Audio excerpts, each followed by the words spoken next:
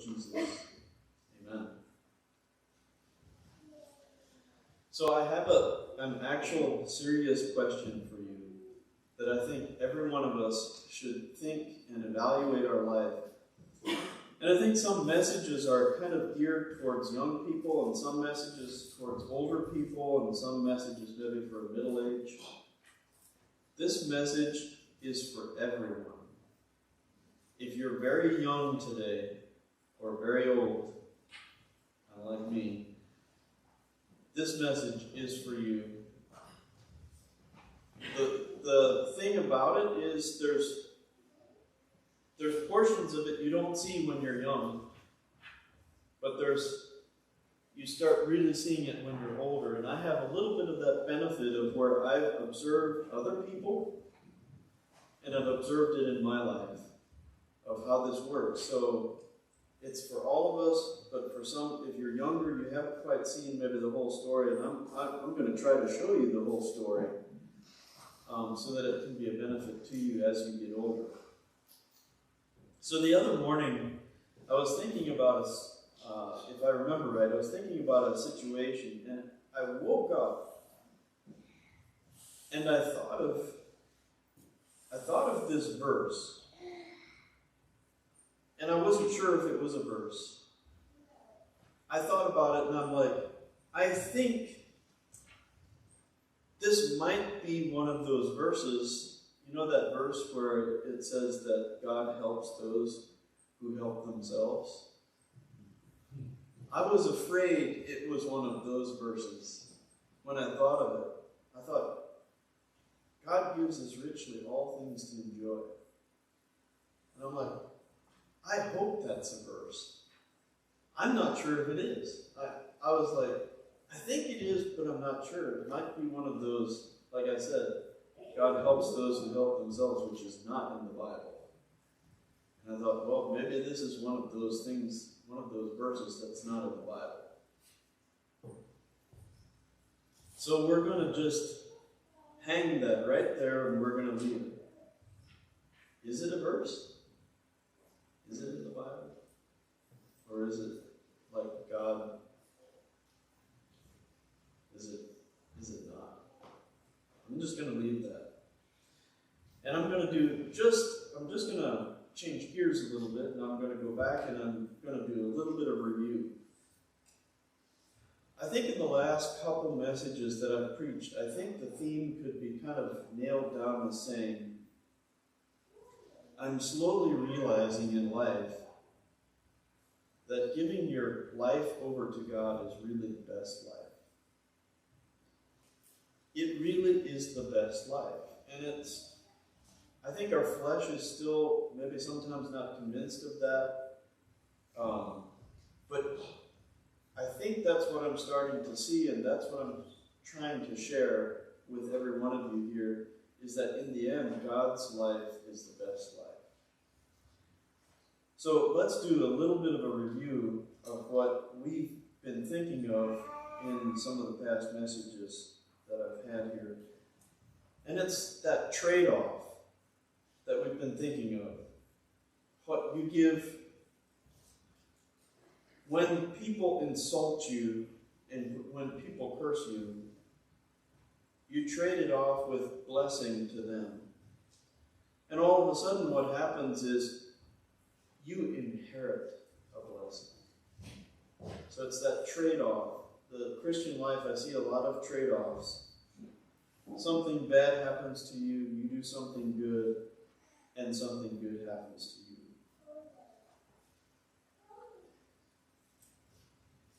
We remember the blessings that comes from that trade-off when somebody curses you or somebody says something bad against you.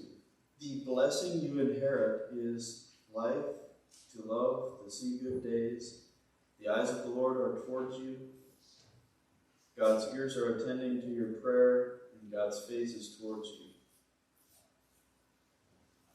Remember this question I had asked a couple Sundays ago, is God allowed to care for you? And it's not does he have permission, but again, it has to do with that trade-off. When we humble ourselves exalts us. When we cast all our anxieties on him, then he cares for us.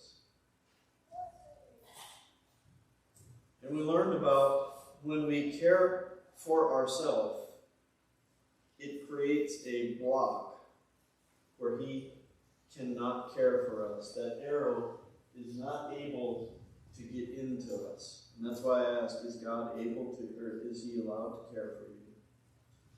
But when we seek his pleasure, all of a sudden, he cares for us.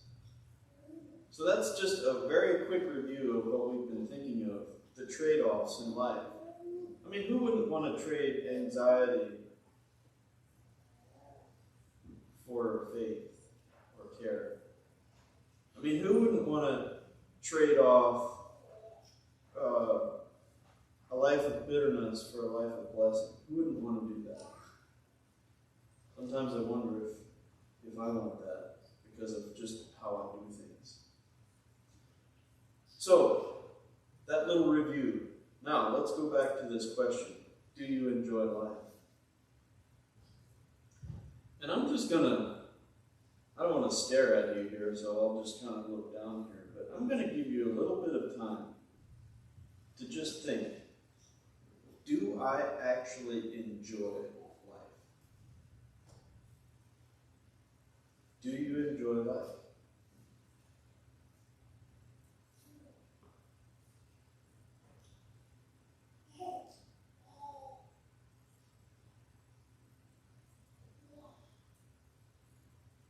Now, I want to just qualify this. We go through hard times. There's times of our life. I am not here to put a guilt trip on anybody. What I see here is an amazing blessing. And that's what I want to share with you. Not that I don't enjoy my life and now you feel bad about that. I want you to look at your life and say, I don't enjoy it. And you're like, well, maybe we can do something different here. Maybe there's something that I can enjoy life. And I feel a little bit like a heretic up here talking about enjoying life, because isn't the Christian life supposed to be hard? I mean, don't we all have crosses? We have crosses to bear. There are negative things in the Christian life. But I am just completely blown away by this, and I've been thinking about it in my own life. And it's amazing when I think about it, how it switches even when I'm going through what seems like a negative experience, when I start thinking about this principle that I want to share with you, it actually changes the whole outlook of it. And it takes the negative and it actually makes it almost like a positive. And what I'm going to speak about specifically today, it seems like I'm going to be ragging on rich people. That is not the point, okay? I am not speaking against that. But there is something about riches, about money, about wealth, about your possessions, about the things you have that can be negative. So, let's just jump into it. In Mark 4:18, it says, and others are the ones in whom seed was sown. This was the story of good seed and where it was sown and how it flourished in some settings and how it didn't flourish in other settings. Others are the ones whom seed was sown among the thorns. Those are the ones who have heard the word, but the worries of the world and the deceitfulness of riches and the desires for other things enter in and choke out the word, and it becomes unfruitful. And those are the ones to whom the seed was sown on good soil, and they hear the word and accept it and bear fruit 30, 60, and 100-fold. There is something extremely deceiving about riches. And again, I am not speaking against riches. It is only something that we are all, in America, I think you could almost say we're all rich. So I'm not pointing at anybody, right? We just have to be extremely aware about possessions because they're extremely deceitful. There's something very deceitful that it wants to speak to you that seems true, but it is not. What is that deceitfulness of riches? What is it that's so deceiving about possessions? And in the Old Testament it was, don't worship idols, worship the true God. In the New Testament is, don't serve mammon or possessions or riches, but serve God. It's the New Testament equivalent of an idol. Can be. And that's why it's so deceitful. It's something that is extremely deceiving. It says something to you, but what it is saying is not true. And what could that be? So there's a law called the law of diminishing returns in business or in almost anything that you look at. There's generally this law, this yield curve. The amount of effort you give versus the return you get. There's a certain amount of effort you give into something, and this could apply to money, the pursuit, whatever you're looking at. There's a certain amount of effort you give, and it hits a line where it starts diminishing. Those returns start diminishing. And then there's a maximum yield, and eventually it returns a negative return. Now, how could you, let's put this in real terms. Let's not just look at a graph here. So, last night when Junior helped us cook some steaks for the young people. And he made the comment, he said, we were talking about, it was really nice that he came and helped. And he said, yeah, that's great. And he said, sometimes it's nice to have a couple extra hands. So Mike, I think, was helping him out at the grill, and I was kind of helping in on the stove, and we were getting things ready. And it's like, if he would have had to do it all alone, that would have probably been a max, somewhere in here where, it took 3 people of us, the effort of 3 people to do that. So if he would have done it alone, he would have kind of been down here at the bottom. It would have been the least amount of effort for the most amount of return. All the young people would have gotten some decent steak, and it would have just taken one person, and it would have been pretty good. It would have been successful. But you add a couple people to that mix, and it's even better steak, and it's less effort on his part, and it gives a better return. Okay? So there's a certain line up there a little bit that it's probably kind of maybe starting to diminish a little bit, but it's actually kind of the max yield might be 4 people of the effort given and then the return that it gives you. But there's a certain line where if we bring 50 people in, would it be better? No. We would be so in each other's way, and there would be so much chaos that it would actually start, the more effort all those people, you'd actually start having negative returns. Now, I'm telling you something, a spiritual or a principle in life. This is the deceitfulness of riches right here on a graph. At the very beginning, as you get more money and you get more possessions and you get more, and again, let's not look at riches, look at the things in your life that give you a return. At the very beginning, this can be a graph of what drugs do to you. Drugs right at the beginning, the first time you take it, it's, from what I hear, seems like the best thing that ever happened to you. Your worries are instantly gone, you're in a state of euphoria, and you feel like you can take on the world, and you are happy. all of a sudden, the next time you take that drug, it doesn't quite have that same effect. And the next time you take it, it has a little less. So you have to increase the drug. All of a sudden, you're caught up at the top where it might not give maximum yield, but all of a sudden it starts eating away at you, and you have an addiction that now is starting to ruin your life, and it actually starts making a negative impact on your life. This is how possessions work too. This is the deceitfulness of riches.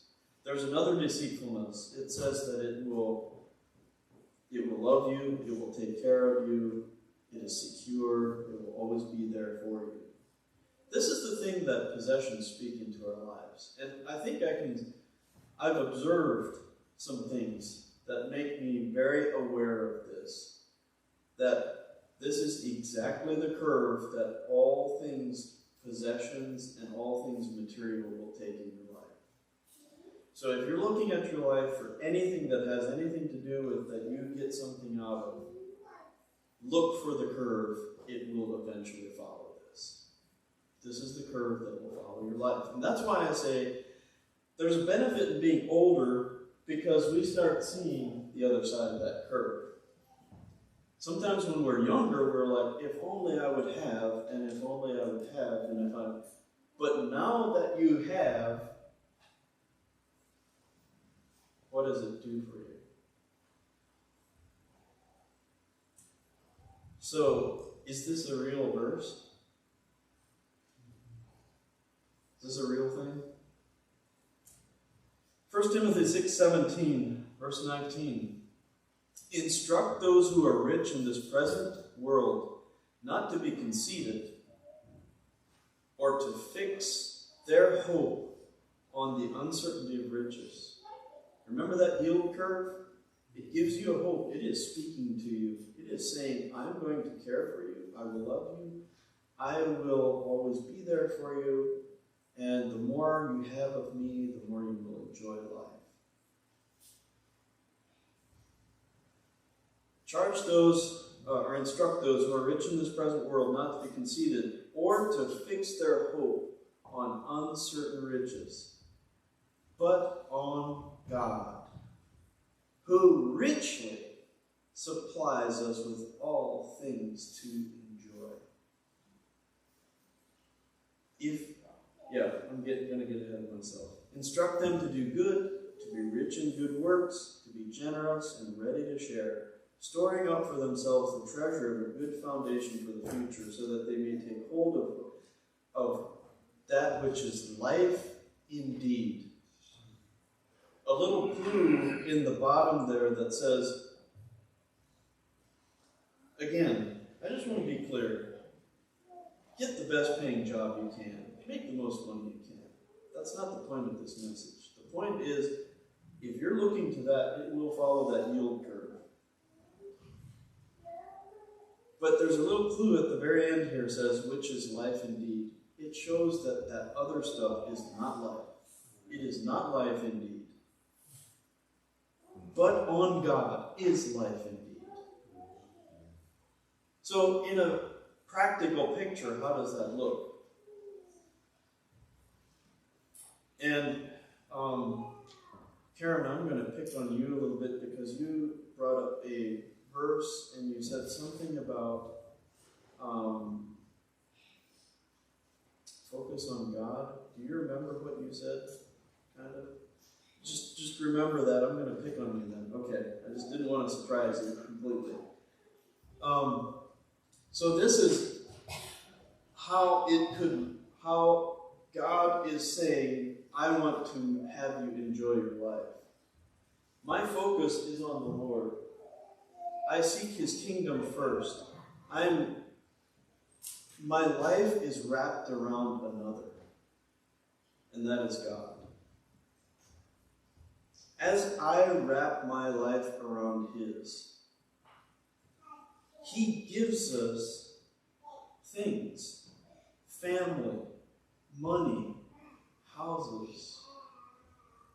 And as you wrap your life around Him, He gives us those things and we richly enjoy them. When we give our focus and our love to God, the yield curve does not apply to us anymore. Actually, the things that you own and your possessions can actually bring you enjoyment that is right and good. And it has no yield curve because it has like God flowing through everything of it. It is returning, it will always return, and return. Because the source is not that. The source is from God. This would be the opposite way of that. And it's the same things. I am now looking to enjoy those things with no God. And you know what? It will first off, it will give me enjoyment.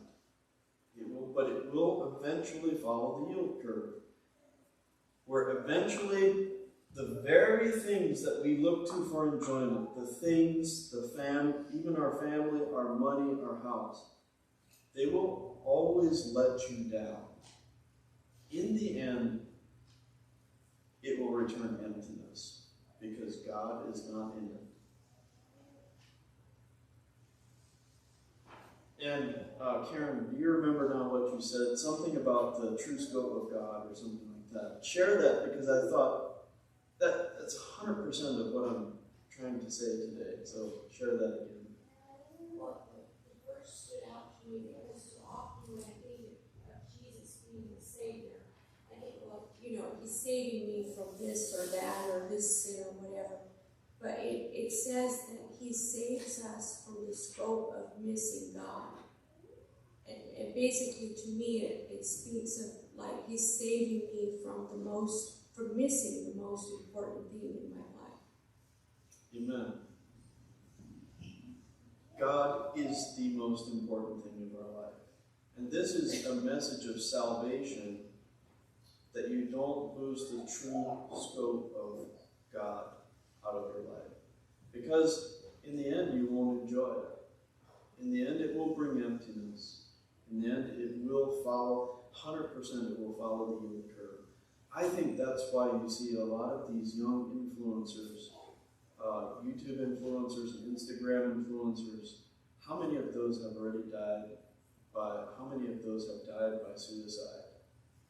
Because that yield curve of getting all that attention, and then all of a sudden they have more attention, and it's like all I need to do is get more attention, so they do more and more things, and all of a sudden it hits them that it's completely empty, and I don't even know if people love me because of what I do or because of who I am.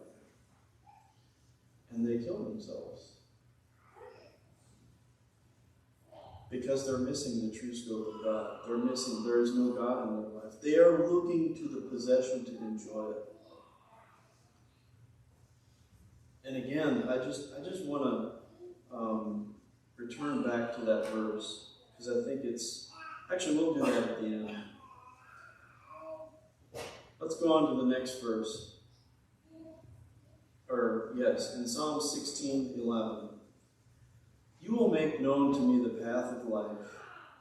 In your presence is fullness of joy. In your right hand there are pleasures forever. When I look at my life and I see that I'm not enjoying my life, I don't have joy in my life, I can be guaranteed of one thing, that I'm not in the presence of God. Because when I'm in the presence of God, there is fullness of joy. I have joy unspeakable and full of glory in my life when I'm in God's presence. I had sent Zach an email here a couple of years ago just thanking him for what he meant in my life. And one of the things I had said, and I'll just read part of his reply. He says, I am especially thrilled by your words. I have been led to Jesus Christ rather than being awed by you. The cross may be bitter to the flesh, but somehow you have lifted up Jesus and made him very attractive to follow. And he said, because this has been the greatest desire of my heart in all ministry. His whole ministry, his whole life was that people would be not see him, but would see Jesus Christ and be drawn to him. Because when you're drawn to him and you're attracted to Jesus Christ, your life is going to be full. And you will have joy. And emptiness starts going away because God is in everything. And I'm going to leave you with this yet. And then we want to go back to that verse and just read it again, just to let it sink deep into our hearts. And this proves that this is the opposite. Again, think of that yield curve. It starts nice and heavy. It really does some amazing things, makes you enjoy things. And all of a sudden you peak, and it starts becoming negative, and it starts actually eating away at you. Proverbs 4:18 says, but the path of the righteous is like the light of dawn that shines brighter and brighter until the full day. This is what God has a negative yield curve, where it right at the beginning it feels like you're giving a lot of things up, and it feels like sacrifice.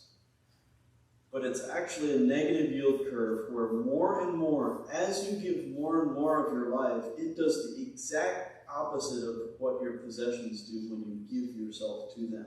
Remember, when you start giving yourself to your possessions, it has an instant hit of great amazingness. And as you go on, it starts giving you less and less, and eventually it gives you emptiness. It starts eating away at you. But God's yield curve is actually in reverse. In the beginning, it feels like you're giving up your life, and you are. You're actually giving up your identity, and it feels negative because I am who I am. I don't want to give this up. But what happens is, as you give yourself more and more, your light will actually shine brighter and brighter. And it is not a negative yield curve. It actually goes the other way. Where there's more fulfillment, more joy, more life, more and more of the good things. Like I say, I'm slowly becoming more and more, how would you say, convinced that the best life is the Christian life. It's not always easy. I'm not painting it as that. But there's true enjoyment, and there's that fullness. It's full, and it keeps giving you love, if you will. He keeps giving you love. Whereas the other one will guaranteed eventually give you emptiness and will eat away at you. And I'm just going to close one more time. Let's just look at this verse again. And I want you, maybe as I read it, when I hit the black part here, the uncertainty of riches, let's change it a little bit and say, who richly supplies me. Let's make it personal. Supplies me with all things to enjoy. Instruct those who are rich in this present world not to be conceited or to fix their hope on the uncertainty of riches, but on God, who richly supplies me with all things to enjoy. So I'm going to leave that with you this week as you think of your life and you think, am I enjoying life? And if you're not, this may be a clue. This might be something for you to think about. Is it more and more emptiness in your life? In the end, wrap yourself all around Jesus Christ. Wrap yourself around Jesus Christ. He will take care of you. He says, I will never leave you. I will never forsake you. And part of that leaving and that forsaking is, I will never leave you empty. I will never forsake you in love. All of these other things will eventually not return the love, and they will leave you empty. But part of his not leaving you and not forsaking you is he will never leave you empty. He will never leave you without love. He will always give you love, and he will always give you fullness of life. And he has given you, again, I almost can't believe this. He has given us, he has supplied us with all things to enjoy. All things. So God bless you. Turn the time over to Mike.